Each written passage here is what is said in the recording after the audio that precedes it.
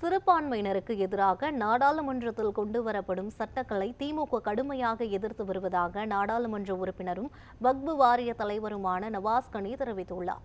இது தொடர்பாக அபுதாபியில் நியூஸ் 7 தமிழுக்கு அவர் பிரத்யேக பேட்டியளித்தார். அதில் வக்பு வாரிய நிர்வாக செலவு மற்றும் பள்ளிவாசல்கள், மாணவர்கள் கல்வித் தொகை உள்ளிட்டவற்றுக்கு தமிழ்நாடு அரசு 10 கோடி ரூபாய் நிதி ஒதுக்கியுள்ளதாக குறிப்பிட்டார்.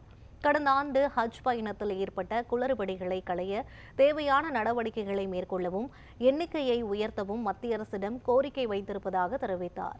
மேலும் சிறுபான்மையினரின் நலனில் திமுக அரசு அக்கறை காட்டுவதாகவும் நவாஸ் கனி குறிப்பிட்டார். இஸ்லாமியர்களுடைய சொத்துக்களை நிர்வகிக்கக்கூடிய வாரியத்தில் இஸ்லாமியர்கள் அல்லாதவர்களையும் நியமிக்கலாம் என்று பல்வேறு திருத்தங்களை கொண்டு வருவதை நாங்கள் வலிமையாக எதிர்க்கின்றோம். இந்த நாடாளுமன்ற கூட்டத்தொடரிலே அதை தாக்கல் செய்வதற்காக அவசரம் காட்டினார்கள். நாடாளுமன்ற கூட்டுக்குழு முழுமையாக விவாதிக்காத நிலையிலே இதை தாக்கல் செய்யக்கூடாது என்று எதிர்க்கட்சியினுடைய கூட்டுக்குழு உறுப்பினர்கள் எல்லாம் கேட்டதற்கிணங்க அது இப்போது தள்ளி வைக்கப்பட்டிருக்கின்றது. இந்த கூட்டத்தொடரிலே தாக்கல் செய்யப்படவில்லை. இந்த மசோதாவை மாண்புமிகு தமிழ்நாடு முதலமைச்சர் தலைமையிலான திராவிட முன்னேற்ற கழகம் பாராளுமன்றத்திலே வலிமையாக எதிர்த்தது.